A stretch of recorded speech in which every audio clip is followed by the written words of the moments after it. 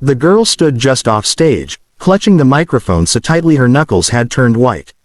The metal felt cold and heavy in her hands, as though it knew the weight of her hopes. Around her, everything buzzed, the stagehands whispering, the hum of lights, the low roar of the audience waiting for the next act. She was just one more contestant in a long night of performances, yet for her, this moment was everything.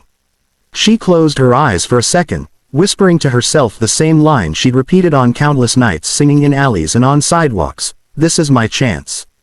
Don't waste it." Her dress was old, borrowed from a neighbor.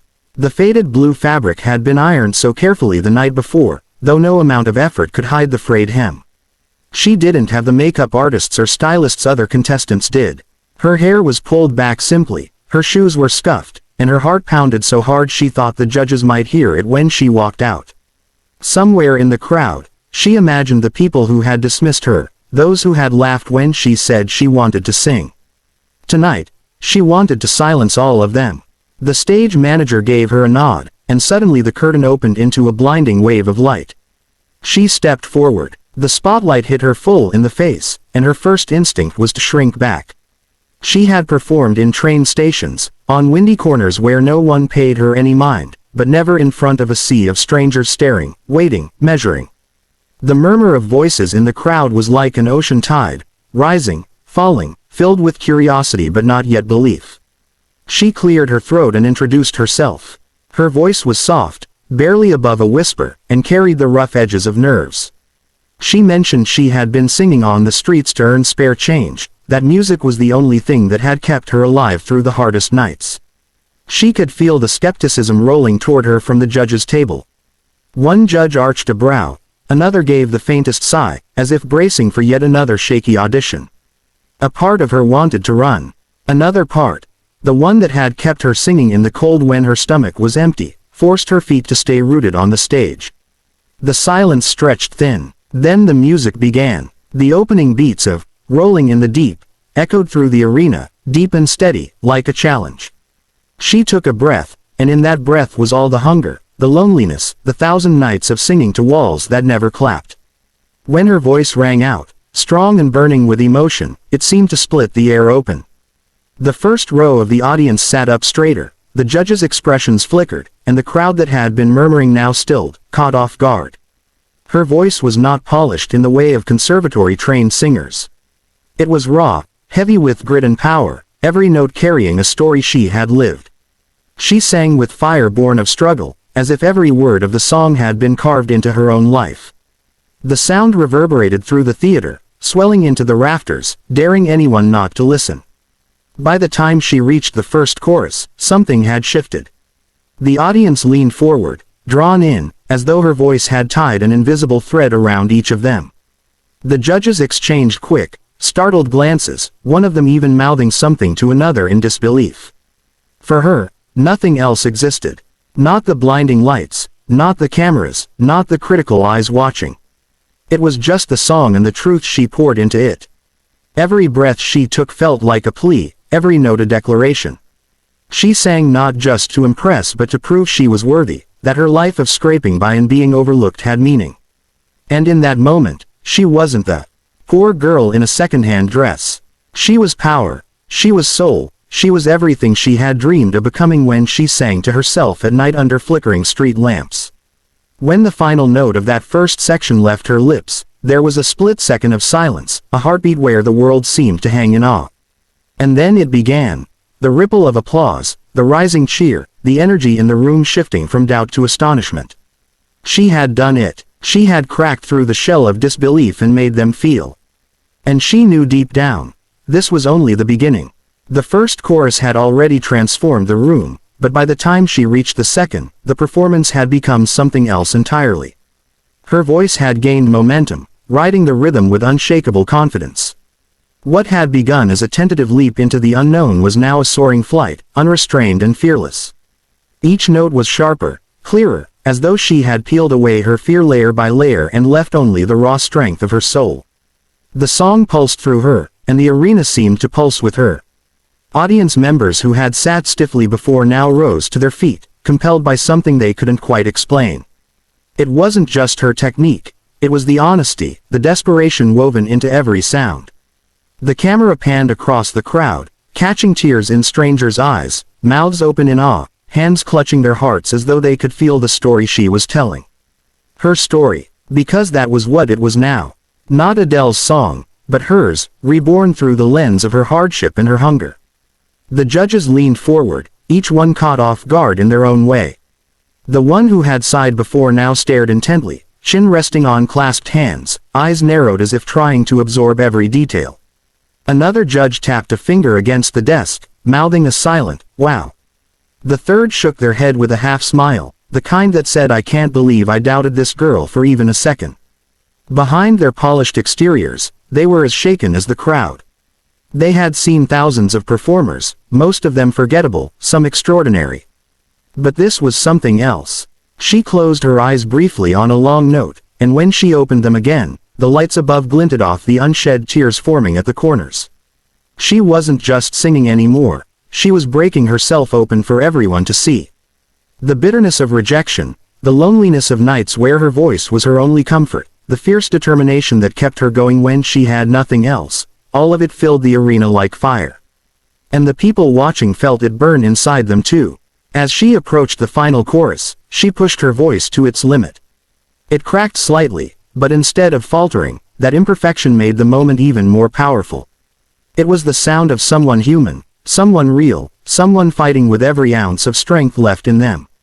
The crowd erupted mid-song, clapping and shouting, yet she pressed on, her voice cutting through the noise, commanding attention. The golden confetti machine sat dormant above the stage, unnoticed by her, but one judge's hand was already hovering near the buzzer, their expression conflicted. It wasn't supposed to be used lightly, it was meant for performances that transcended expectation, that demanded the world stop and listen. And that was exactly what was happening. When she hit the final, "You're gonna wish you never had met me," it was less of a lyric and more of a war cry. The last note stretched into the rafters, echoing long after she had closed her mouth. The silence that followed was deafening. For one precious heartbeat, the entire arena held its breath, unwilling to let the moment end. Then the audience erupted. The sound was volcanic. Cheers, whistles, applause so loud the floor seemed to shake. People jumped up and down, arms raised high, as though they had just witnessed a miracle. Strangers embraced each other, unified by the power of what they'd seen. The noise poured over her like a tidal wave, and she stood there stunned, chest heaving, tears streaming freely now. She had never heard applause like that.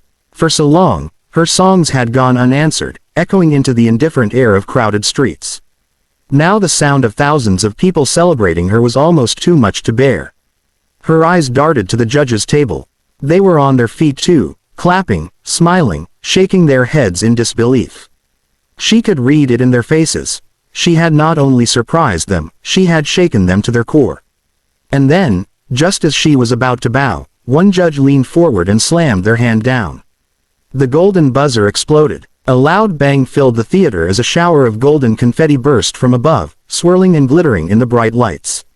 The crowd roared even louder, the kind of roar that made the air vibrate. Her hands flew to her face, trembling uncontrollably.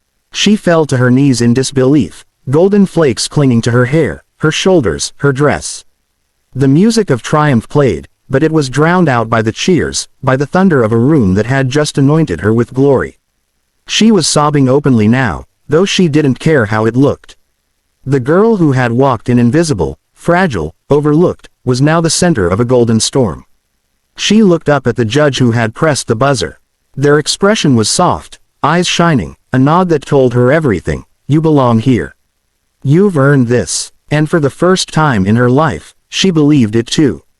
The golden confetti rained down like a storm of stars, catching in her hair, sticking to her damp cheeks, shimmering against the faded blue fabric of her dress. She knelt on the stage, overcome, her hands trembling as she pressed them against her face.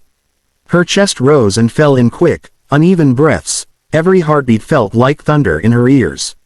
For a girl who had walked into the audition hall with nothing but a voice and a dream, this was unreal, too big, too bright, too overwhelming to grasp all at once.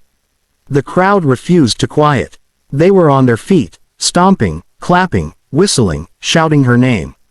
Some waved their arms high above their heads, golden paper flakes swirling around them like a celebration for a queen.